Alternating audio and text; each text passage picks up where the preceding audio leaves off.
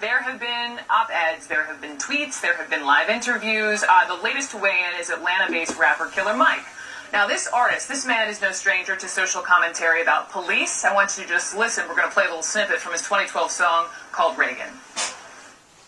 They declared the war on drugs like a war on terror. What it really did was that the police terrorized whoever. But mostly black boys, but they would call us and lay us on our belly while they fingers on their triggers. They boots was on our head, they dogs was on our crotches, and they would beat us up and we had diamonds on our watches. And they would take our drugs and money that they pick our pockets. I guess that's the privilege of policing plus the profit. But thanks to Reaganomics, prison turned to profits. Cause free labor's the cornerstone of U.S. economics. In the aftermath of the Ferguson shooting, Mike wrote a Billboard magazine op-ed, and he wrote this. He says, I have searched all night and day for new and better words that could express my feelings and fear for the people of this country. I found no new words. I have no hope-filled insight to deliver. I only have this warning to all Americans. Whatever this country is willing to do, the least of us, to the least of us, it will one day do to us all. He calls himself a Pan-Africanist gangster rapper, a civics leader, an activist. He joins me now, right next to me, Michael Killer Mike Ritter. It is so nice to meet you, my friend, my fellow Atlantan. Thanks for rolling in New York. So, listen, for people who don't know you, in addition to being an artist and a rapper, you are a father, you are a husband, you are a son. And so that's where I wanted to begin, because your dad, Killer Mike, was a police officer. And so especially when we talk about the events happening in Ferguson, you have a lot of thoughts on police, and he never wanted his kids to follow in his footsteps. No, he got the call that my younger sister, who God thanks, she works in a school office now. Actually, she works in the middle school my son goes to, so that's a job within itself, policing him. But I remember when he first got the call that she may be going into law enforcement, and he was heartbroken. Why? Just because, unfortunately, police see the worst of human behavior a lot more than they see the best.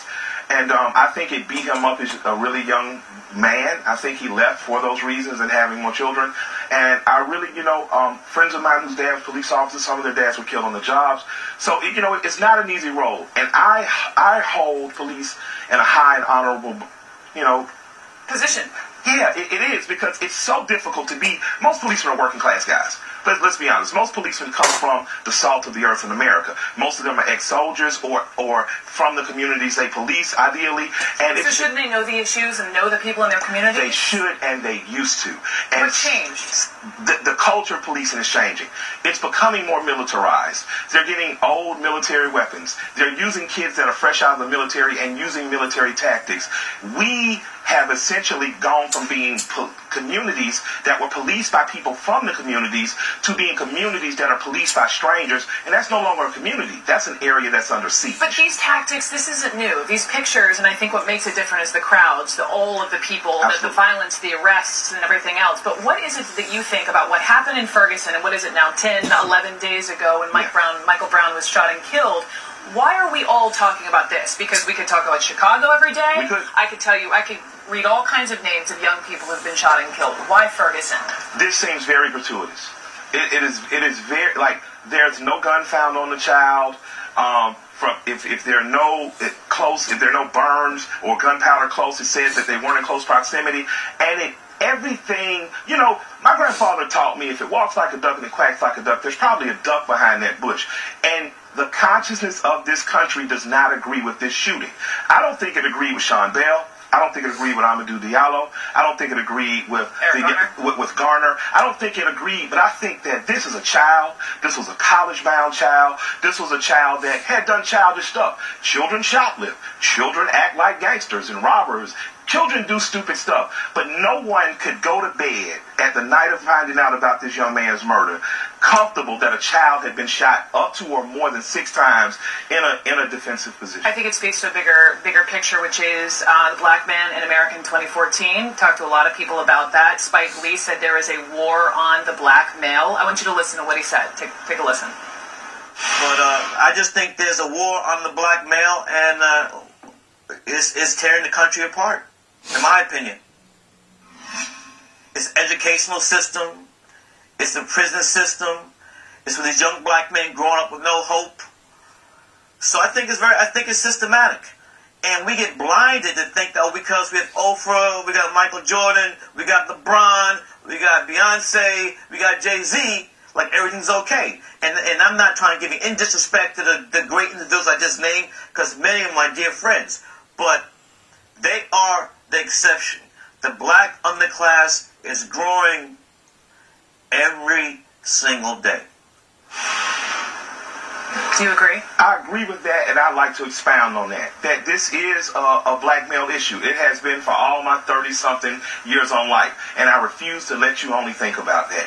Whatever this country is willing to do, to the least looked upon, and we could all come to agreement that oftentimes, and more times than not, black males are the least looked upon. We're the least thought about in terms of education. We're the least thought about in terms of community violence. We're the least thought about in terms of community and police relations.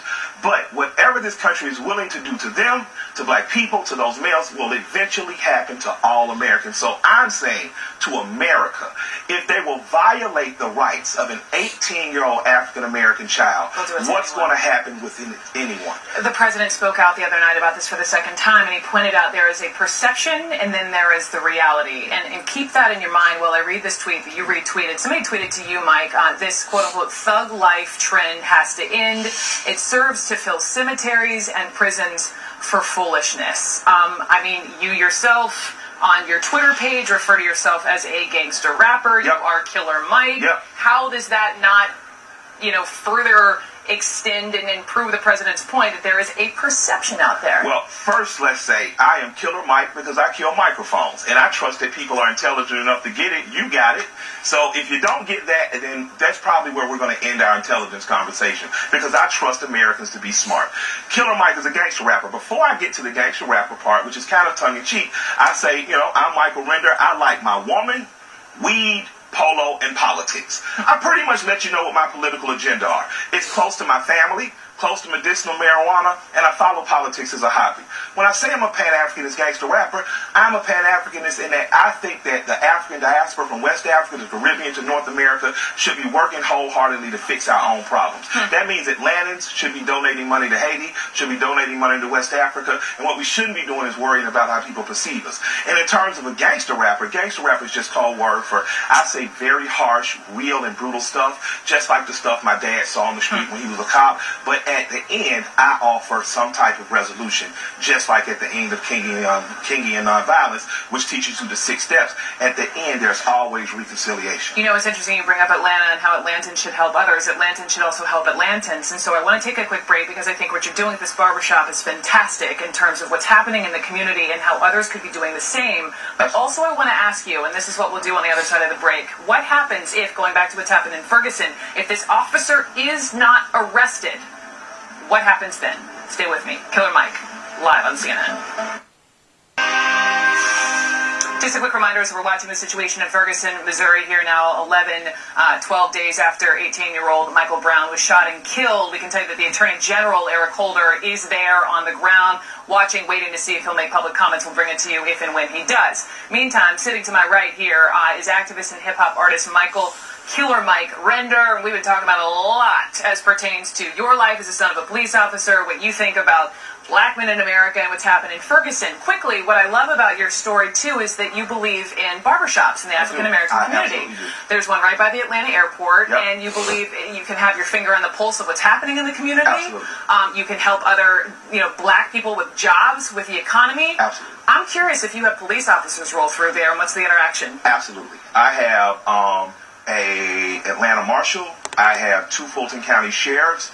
I have 3 Atlanta City police officers that all are serviced at that shop. And it's important for me to them. And I told them, dialogue. I want you coming to my shop because I want children not to fear the police.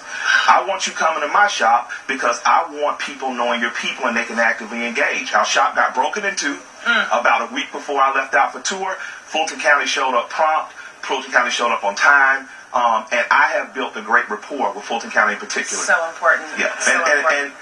And the shop is a swag shop. If you guys want to see it, it's beautiful. It's swagshop_ATL on IG. It is a place where I employ 7-8 barbers. It's a place where a community comes. Children are interned. They're taught to open the door for your mom. They're given Hot Wheels free with every haircut to build their interest in cars and mechanics and trades. I just wanted an alternative to the narrative that black men are suffering. Yeah, we're suffering. Underprivileged people suffer. And with that said, you can attend trade school. You can turn your life around within one generation. Anything is possible. Killer Mike, what happens, just take it back to Ferguson and then we've got to go, but what happens if and when this police officer is not arrested? If this police officer is not arrested, what immediately may happen is some rioting. It may be tears and pain and agony and burning, and I hope it's not that. But what really happens if this police officer isn't arrested is all of our rights are continually thrown out of the window. I'm afraid for all Americans. I'm not just afraid for black Americans today.